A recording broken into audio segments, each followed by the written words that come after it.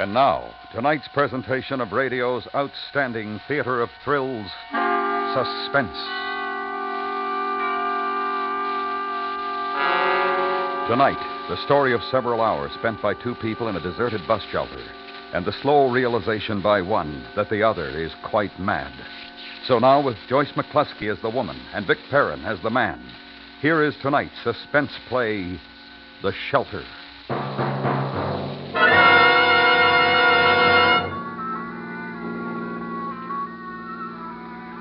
This is where I turn off. Now, if I remember right, the bus stop is just around that next bend. That's right. There's a shelter there, isn't there? Yes. Yeah. Here we are, then. Sure you don't mind walking when it's this dark? Well, it's quite all right. I'm grateful to you for having brought me this far. Oh, it was a pleasure. Well, good night, and thank you.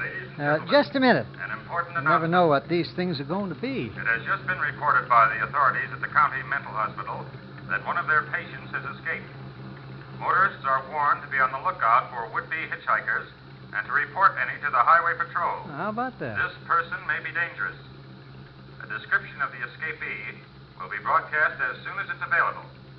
And now, back to our music brought to you at this hour by... Say, that's bad.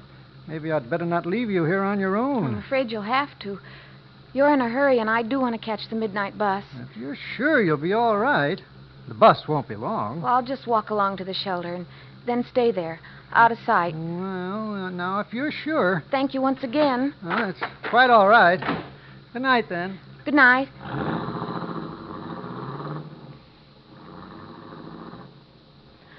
I watched his car turn off onto a side road and fade into the night. Then I walked ahead, towards the bus stop. It was farther to the shelter than I thought. A car passed me, slowed, and then stopped 100 yards or so ahead. I could hear a door slam as someone got out. Then the car turned around and came back past me. I suppose its headlights dazzled me. For a moment I could see nothing but pitch blackness. Then I saw the shelter, like a cave in the dark mountain of trees behind. The light was out, but still the shelter was inviting, a way to get out of the night. So I went in to wait for the bus. It was unbelievably dark in there, like walking into a fold of black velvet. I could see nothing at all. Hello. Oh, I'm sorry. Oh. I'm waiting for a friend. Oh, it's quite all right. I didn't mean to frighten you. It's all right. There's a seat here, a bench along the wall. Thank you, I know. You know? I've been here before, waiting for a bus. Oh, I see. You can find the bench all right? Yes, thank you. Ah, yes, you're sitting down now, at the other end. You must have extremely good eyes. Yes. Yes, I suppose so. You've become accustomed to the dark after a while. Yes. Do you know about the eyes? They say that the way to see objects at night is to avoid looking directly at them. That's very interesting. They say that the human eye is made up of things called rods and cones, although I can never remember which is which. The rods, or the cones, whichever it is, are in the middle. You use them for looking at things in an ordinary light. The rods are on the outside, and you sort of look sideways with them at objects at night. I'm not boring you. No. I'm interested in facts, are you? Well, I get them from the Digest, you know. It's a great place for facts. I expect so. It's practically all I read. And what's the use of reading if you can't talk about it, eh? Well, I agree. Where I've been staying, they all read the same thing. You can't tell them any facts they don't know. I like to talk. But when you start, they say, we know. And of course they do. They think you're mad or something. That's very discouraging. Yes. Especially when you're an old chatterbox like I am. Are you a good listener? I think so. That's good. Because, as I say, they wouldn't listen to me. You've gotten up? Well, yes. Where are you going? Nowhere. Then why did you get up? The seat is a little hard. I thought perhaps you were going outside to walk around. Well, as a matter of fact, I thought I might. Then my conversation does bore you. No. I think you'd better stay here in any case. What do you mean I'd better? Because it's not safe out there. Not safe? No. What do you mean? You don't know? It was on the radio? What was? Then you didn't know. Well, no. About the lunatic? Lunatic? One of the inmates from the asylum up on the hill. You mean one of the patients from the hospital? That is perhaps a kinder way of putting it. But just the same, they might be dangerous. So you'd better stay here, with me, where it's safe.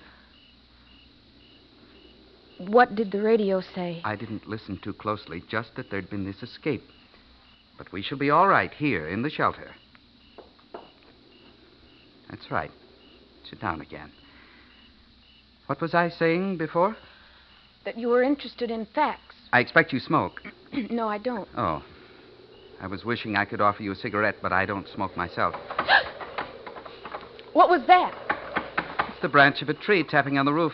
It happens every once in a while when the wind shifts. Oh? Yes. I've read some interesting facts about drinking in the digest. People become addicts, yet the solution is quite simple. They should invent another habit to counter the bad one. That sounds like a good idea. I have all sorts of useful habits which make up for my having no vices. Counting things is one of them. You understand what I mean by counting things? Well, not exactly. You take wood-block flooring, for example. How many blocks would you say there were in a floor 40 feet by 15? Never mind working it out. I can give you the answer at once. It's 1,470. Fancy. In the same room, there are 10 iron bedsteads with rails, top and bottom. If there's a knob at the end of each rail, how many knobs altogether? No, don't try to answer. In this room, 3 of the beds have a knob missing. So the answer's 37. That's exact knowledge. Counting things is the only way of coming to exact knowledge, you know. Mathematics will let you down every time. Well, I was never very good at math. Approximation, that's all it is. This fellow Einstein knows that. Yes, I've read all about Einstein and the others in the digest. They're theorists, of course. Yes? I'm a practical man myself, and I believe in counting things. Did you walk to the door and back again? You couldn't see me? I could hear your voice come and go, and I thought I saw your shadow at the door. I wasn't sure. I knew you couldn't possibly have heard me walking. How? I took my shoes off. They squeak. Oh? Also, it isn't natural for human beings to wear shoes. Perhaps it isn't. When you wear shoes, you bang down on your heel too much all the time. This jars the brain. As a matter of fact, there's a lot to be said for not walking upright at all. Oh, there's that tree branch again. It squeezes your entrails all together. It's better to walk on all fours like animals do, so the internal organs hang freely inside the natural protective cage formed by the ribs. I read an article where it said that most of man's ailments... His voice went on in the darkness. And as it went on somehow, even uneasy as I was, I stopped listening to him. I could hear another voice out of the past. Years ago. It was a loud voice, and I could overhear it from outside the window. It was talking about me. But didn't you notice? She just walked out on me. What's the matter with that child? Surely she's not afraid of me. I don't know. Perhaps she is. But that's ridiculous, Martha. I was just talking. Now, what was there to be afraid of? Well, what were you talking about? I don't know. Nothing much. You know the way you talk to kids. Yes. Well, then, she got up and walked out. She looked scared. Well, perhaps she's abnormally timid. I've noticed it before. When the Parkinsons were here, she used to go missing for hours at a time. I just couldn't find her. Well, they were strangers to her, but she knows me, for heaven's sakes. I always thought I was her favorite uncle when she was a baby. You remember? She certainly wasn't afraid of me then. I sometimes think her father's death affected her. Oh? Well, this strangeness about her, it seems to have started shortly after the accident. But for goodness sakes, Martha, it's been 2 years. But she's only 12. She'll grow out of this strangeness. Well, I sure hope so. Say, what are you whispering for? Was I? Well, yes, and you still are. Well, I'll tell you, Will. I get the feeling when she goes missing the way she does that she hangs around, listening to conversations. I have the feeling she's listening to us now. You do? Yes. Well, where then? Outside the window. I'll take a look. No, Will, don't be a fool. That's the worst thing you could possibly do.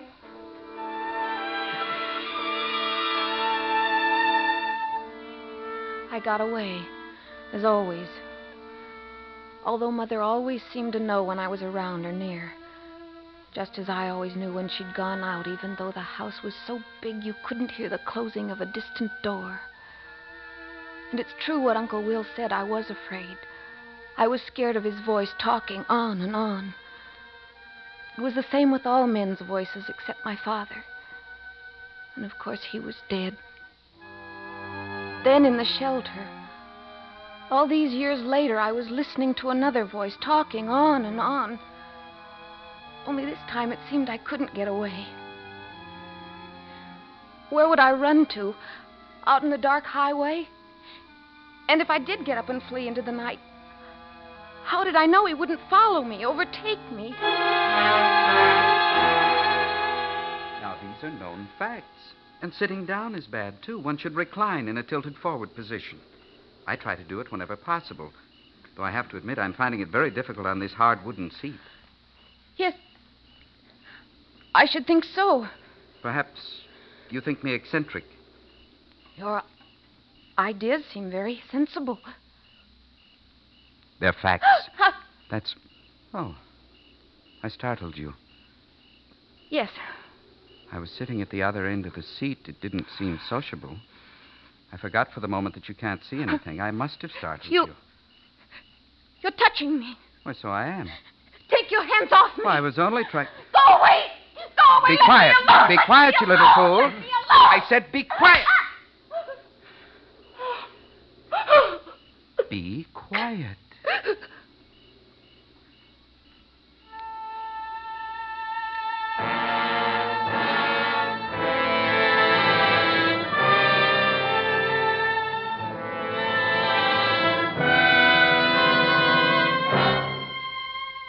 You are listening to The Shelter, tonight's presentation in radio's outstanding theater of thrills, Suspense.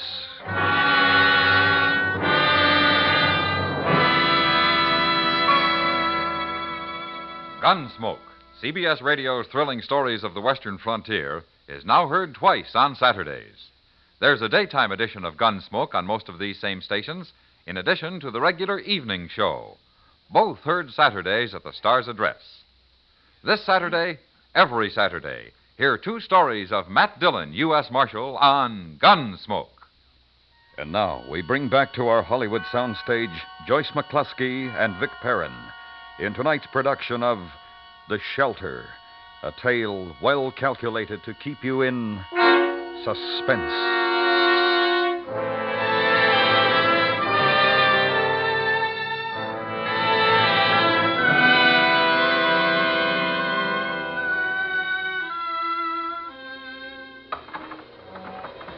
Then I heard the tree branch tapping on the roof. The stranger was gripping my upper arm so tight it hurt and bruised me. I'm sorry I had to do that. To slap you. But you screamed. Why did you scream? I was... You're not afraid of me, are you? Because there's no need to be, you know. I had to slap you because you screamed. You were hysterical. Your scream might have attracted attention. If we stay here quietly, we shall be safe. It's so dark, no one would notice this place unless they actually knew it was here. I suppose not. The lunatic might be a homicidal maniac. Had you thought of that? He's probably just a sick man. Then why did he escape? It must be terrible to be confined against your will. Perhaps you can't imagine what it would be like. On the contrary, perhaps I can. What do you mean? Surely everyone has been hospitalized at some time or another. I'm no exception. Then... I've had my share. Just being hospitalized, that's not the same. What's the difference? You're cut off from the world against your will. Not necessarily. Not necessarily against your will. You think some people actually like to be cut off? That's possible, isn't it? Oh, yes. I was just a little surprised that you should understand that feeling. Fear. Nameless fear. Does it have to be fear? Why not just plain choice? It's usually fear of one kind or another, renouncing the world. That is an eerie sound. I don't mind. But you do mind me. Is that it? I didn't say so. You showed you were afraid of me just now. I don't know why I screamed like that. It was so stupid. Just the same, I think I'd better go. Go? Yes. I'll put my shoes on. I believe you would prefer to be alone. So I'll leave you here. Good night. I didn't mean... Are you there? I didn't mean to be rude. Are you still there?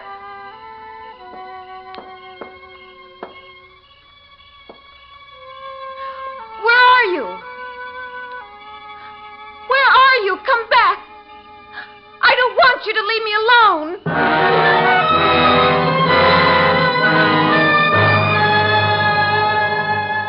I went to the doorway of the shelter. My eyes were more used to the darkness now. I could see the gray strip of highway stretching away in both directions. And across the road, the black tracery of trees. There was no sign of him. I stood there just inside the doorway, listening. But there was nothing to hear but the sounds of the night. And it was funny. Everything had changed. Before, I'd welcomed the thought of the friendly loneliness of the shelter, but now I didn't want to be alone. My nerves were jumping with every sound. I couldn't think of anything to do but retreat to the furthest corner in the darkness and try to shut out all the thoughts of the present. And after a while, I did sort of forget, sitting there in the silence. The past came crowding back to my mind. But my terror wouldn't leave me, and all I could hear in my thoughts was the sound of my own scream. Oh, no! No, you can't make me! All right, Martha, I've got her. Don't hurt her, Will. No. You can't keep me here. Let go of me! Let go of me! You can't make me stay! Martha? You think I should call him now, Will? It's up to you. But I have to be right. I can't do this to her unless What else can you do? What are you planning, you two? Now, Martha. Now that she's quieter. I should blame myself for the rest of my life if we were wrong. Let go of me! Let go! There's nothing to blame yourself for, Martha. It couldn't be helped. I'll call him now.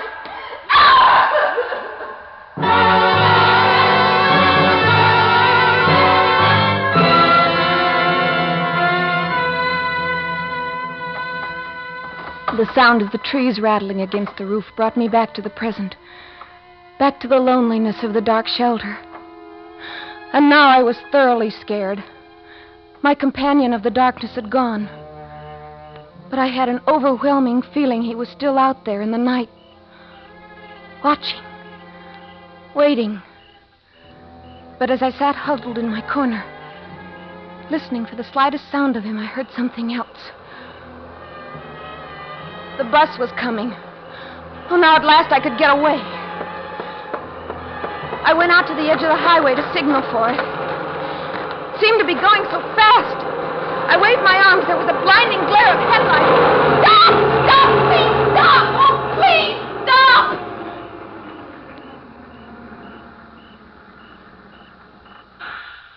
Well, why don't you go? You were there. I was never far away. But you... Why don't you go? It's waiting for you. I don't know. I can't go. It won't wait.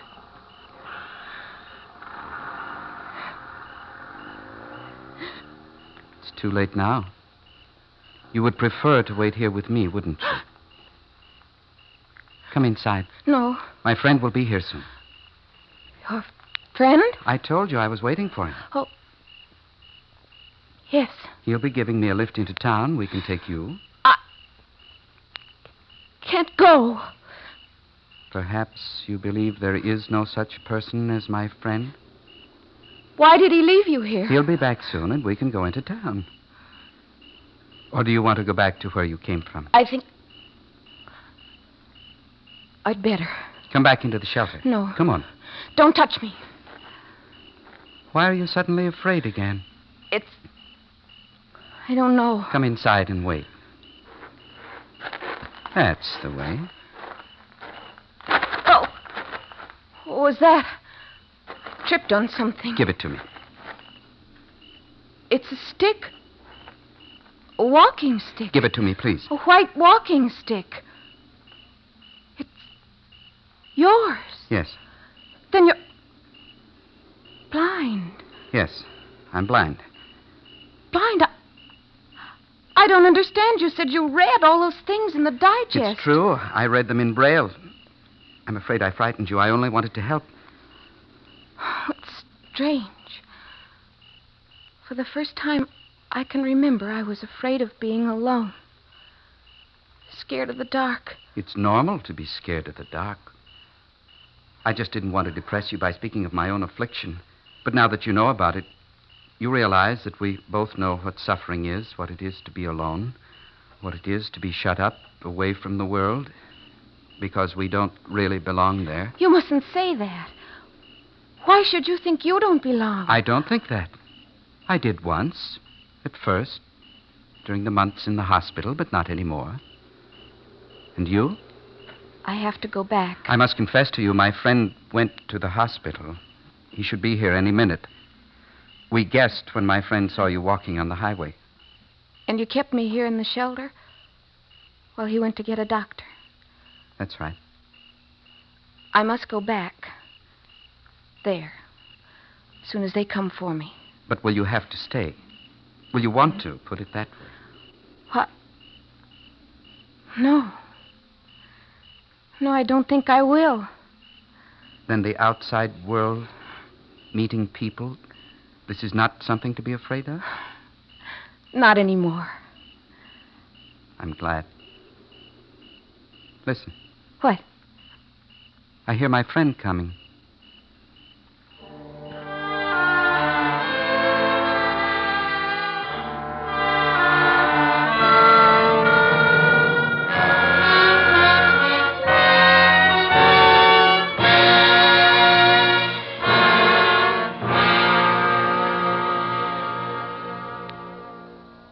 Suspense, in which Joyce McClusky starred as the woman and Vic Perrin as the man. Next week, the story of a man who sets out to prove that he cannot be murdered, only to find there was a slight error in his calculations. We call it The Last Letter of Dr. Bronson. That's next week on Suspense.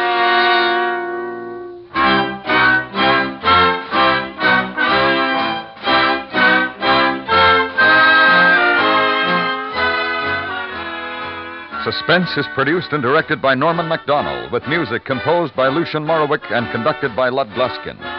The Shelter was specially written for Suspense by Don Yarrow. Featured in the cast were Helen Klebe, Herb Ellis, Dick Ryan, and Frank Gerstle. You enjoy City Hospital every Saturday in the daytime on the CBS Radio Network.